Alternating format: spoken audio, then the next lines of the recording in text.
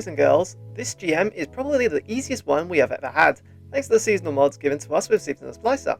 This video is a guide for the Insight Terminus Grandmaster Nightfall. I will be going over our loadouts and each encounter with some tips.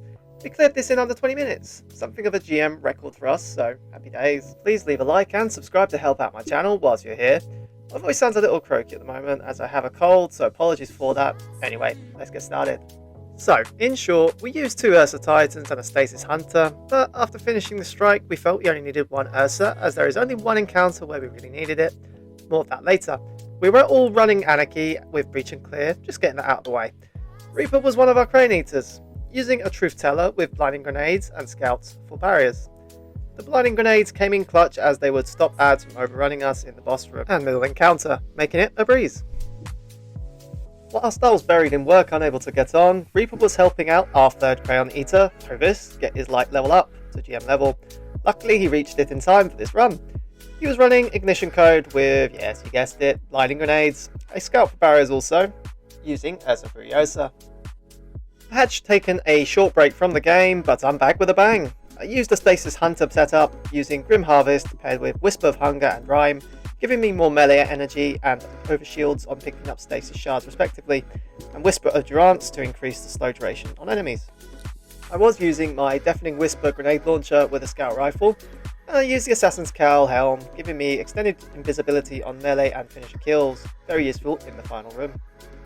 If you are watching this guide, I'm going to assume you haven't run this yet. When you start, don't go straight down the path, ads will one-shot you off of your Sparrow, follow the path on screen instead, later.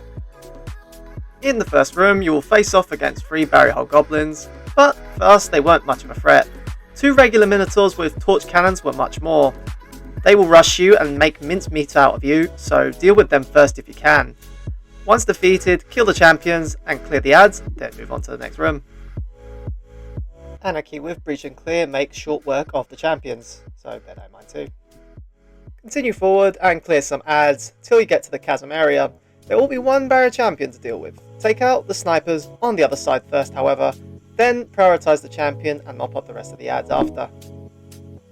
If you have someone running solar resist mods, you can tank the snipers, have that person flank and take them out. Capturing the plate is up next. Anarchy makes this a joke. 2 unstoppables will spawn, just stick Anarchy on the ground and light them up as they spawn. Once the plate is captured, finish off any remaining ads and continue forward. The fun starts in this room. You will have multiple champions here that will spawn in waves, accompanied by ads. Here is the only encounter where we needed the Ursa chains, but Stasis came in super handy to control the ads, freeze champions when they got too close also. Clear the first wave and pick up the orb. Head over to the other side to dunk it. There will be gladiators and barriers waiting for you.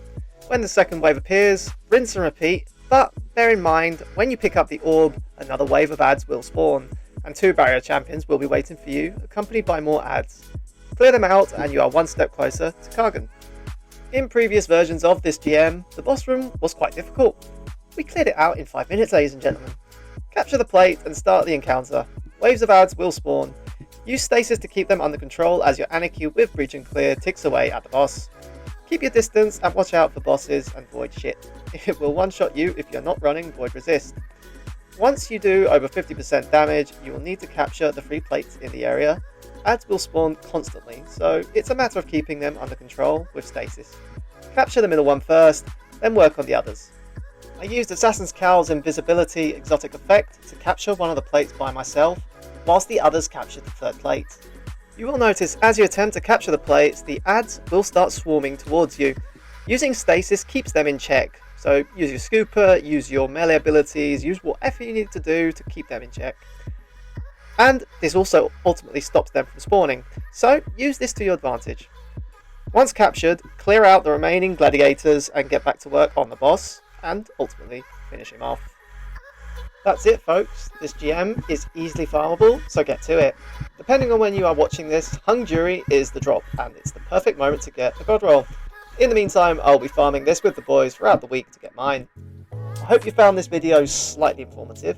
Your viewership, however, is more than enough. Thanks for passing by, and I'll see you in the next one. Latest Guardian.